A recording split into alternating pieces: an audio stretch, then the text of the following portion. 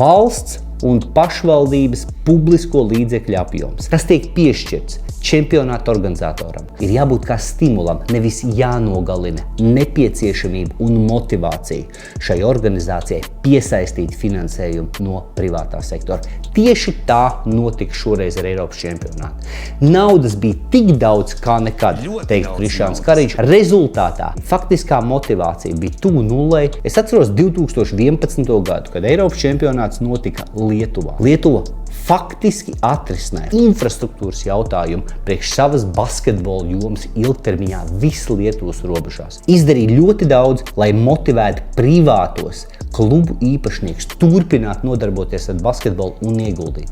Latvijā no tā nebija nekas. Mums atkal kārtējo reizi kaut kas ir licies, ka notiksies pats no sevis. Bet nē, lai kaut kas notiktos, par to ir jādomā. Un līdzīgi kā ir jābūt plānam, kā noorganizēt čempionātu, tie ir tehniski, līdzīgi arī ir jābūt plānam, kad tu šādu čempionātu organizē, ko un kā tu darīsi paralēlajās jomās, lai čempionāta efektam būtu kaut kāds ilgtermiņš un ieguldījums nākotnē.